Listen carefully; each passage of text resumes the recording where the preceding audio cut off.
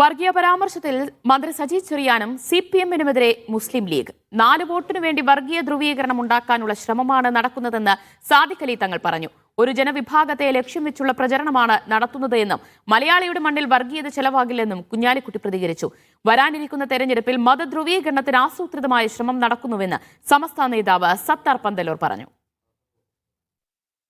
4 വോട്ടുകൾക്ക് വേണ്ടി വർഗീയ ധ്രുവീകരണം ഉണ്ടാക്കുക എന്നുള്ളത് ലീഗിന്റെ ലക്ഷ്യമല്ല, മറിച്ച് സൗഹാർദ്ദം നിലനിർത്തിക്കൊണ്ട് തന്നെ ജനങ്ങളോട് വോട്ട് ചോദിക്കാനുള്ള ധൈര്യം മുസ്ലിം ലീഗിനുണ്ട്.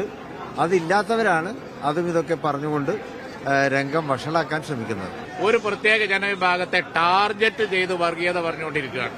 ഇത് ജനം അപ്രീഷിയേറ്റ് ചെയ്യൂല. അത് ആത്മവിശ്വാസം, അവരുടെ ആത്മവിശ്വാസക്കുറവ്.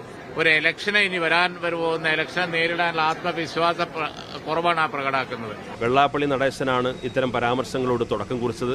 പിന്നീട് ആ ഭാഷയിൽ AK ബാലൻ സംസാരിച്ചു. ഇപ്പോൾ മന്ത്രി തന്നെ സംസാരിച്ചുകൊണ്ടിരിക്കുന്നു. ഇത് യാദൃശ്ചികമായിട്ട് സംഭവിച്ചതല്ല. മതപരമായ ധ്രുവീകരണം ലക്ഷ്യം വെക്കുന്നുണ്ട്. കേരളത്തിൽ വരാനിരിക്കുന്ന തെരഞ്ഞെടുപ്പിൽ ഇവിടെ ഒരു മതപരമായ ധ്രുവീകരണം ലക്ഷ്യം വെക്കുന്നു.